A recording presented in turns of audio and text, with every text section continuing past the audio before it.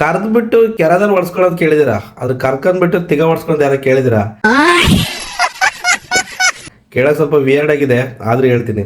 ಇನ್ನು big boss season 12 ಅಲ್ಲಿ ಒಬ್ಬ ಬಿಲ್ಡಪ್ ಮ್ಯಾನು ಎಂತ ಹೇಳ್ತೀವಿ ಮರ, ಕಾಂಡಮ್ ಸತೀಶ್, ಸರಿ ಕಾಡ ಬಮ್ ಎಂತ ಬಮ್ ಸತೀಶ್ ಅಂತ ಇದಾನಲ್ಲ, ಅವನು ಕರೆಸ್ಕೊಂಡ್ಬಿಟ್ಟು ತಿಗ ಹೆಂಗ್ ಓಡಿಸ್ಕೊಂಡಿದ್ದಾನೆ ಅಂತ ಒಂದು ಸಣ್ಣ ವಿಡಿಯೋ ಇದೆ, ತೋರಿಸ್ತೀನಿ, ನೋಡ್ಕೊಂಡು ಬನ್ನಿ. ದರ್ಶನ್ ಸರ್ದು ಒಂದ್ ಸಿನಿಮಾದಲ್ಲಿ ಆಕ್ಟ್ ಮಾಡಿದಿರಲ್ಲ ನೀವು, ಅಲ್ಲಿ ತುಂಬಾ ಬ್ಲಾಕ್ ಇದೀರಾ, ನೀವು ಇಲ್ಲಿ ವೈಟ್ ಇದೀರಾ, ಹೇಗ್ ಸಾಧ್ಯ ಇದು ಅಂತ ಹೇಳ್ಬಿಟ್ಟು. ಇವಾಗ ನಾನು ಹುಟ್ಟಾಗಿಂದ ಇದೇ ವೈಟ್ ಇದೆ, ಈಗಲೂ ಇದೇ ವೈಟ್ ಇದೀನಿ. ಸೊ ಇದನ್ನ ಹುಡುಗರು ಚಾಟ್ ಜಿಪಿಟಿನೆಲ್ಲ ನೋಡ್ತಿದ್ದಾರೆ, ಹೆಂಗೆ ಸತೀಶ್ ಅವರು ವೈಟ್ ಆದ್ರು ಅಂತ ಹೇಳಿ ಸರ್ ಸ್ವಲ್ಪ ಸೀಕ್ರೆಟ್. ಸರ್ ಒಬ್ರು ಇಲ್ಲೇ ದರ್ಶನ್ ಮೂವಿ ಅವರೇ ಬಂದಿದ್ದಾರೆ, ಇವತ್ತು ಇಲ್ಲಿ ಬಂದಿದ್ದಾರೆ, ಅವರೇ ನನ್ನ ಇಲ್ಲಿ ಕರ್ದು ಕೂರಿಸಿದವ್ರು ಎಲ್ಲೋದ್ರು, ಆಯ್ತಾ. ನಾನು ಹುಟ್ತಾನೆ ನಮ್ಮ ಅಪ್ಪ ಅಮ್ಮ ವೈಟ್ ಇರೋದು, ಅರ್ಥ ಆಯ್ತಾ. ನಾನು ಬೇಕು ಬೇರೆ ಬೇರೆ ನೋಡಿ ಇಲ್ಲೇ ಇದಾರೆ ಅವ್ರು ಸರ್, ಆದ್ರೆ ಅವ್ರನ್ನ ಆ ಟೈಮಲ್ಲಿ ಇರ್ಲಿಲ್ಲ, ಅವ್ರನ್ನೇ ಕರೆದ್ಬಿಟ್ಟು ಕ್ವಶನ್ ಕೇಳ್ತೀನಿ.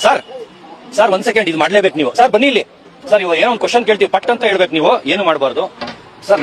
ನೀವು ಯಾವ ಮೂವಿಲ್ ಸರ್ ಮಾಡಿದ್ದು? ದರ್ಶನ್ ಸಿನಿಮಾ ಮಾಡಿದ್ರು ಸರ್. ದರ್ಶನ್ ಸಿನಿಮಾ ಮಾಡ್ಬೇಕಾರೆ ನಾನು ಬೆಳ್ಳಗಿದ್ನ ಕರ್ರಗಿದ್ನ ಸರ್? ಕಪ್ಪು ಇದ್ರಿ.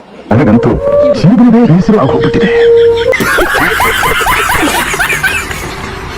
ಸೀರಿಯಸ್ಲಿ ಜೀವನದಲ್ಲಿ ಇವನ್ ತರ ಕಾನ್ಫಿಡೆನ್ಸ್ ಇರಬೇಕು, ಅವಾಗ ನಾವು ಹೆಂಗ್ ಬೇಕಾದ್ರೆ ಉದ್ದಾರ ಆಗ್ತೀವಿ.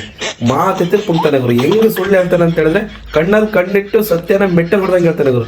ಯೋ ನಾಯಿ ಸತಿ ಸಾಕ್ ಬಿಡ್ಲಾ, ಎಷ್ಟು ಇಂಟ್ರಿ ಕೊಡ್ತೀಯಾ, ಇಂಟ್ರಿ ಕೊಟ್ಟಿದ್ದೆಲ್ಲ ಶೇಪ್ ಔಟ್ ಮಾಡ್ಕೆ ಬರ್ತೀಯಲ್ಲ ಗುರು, ನಾಚಿಕೆನೇ ಆಗಲ್ಲ ಬರ ನಿಂಗೆ.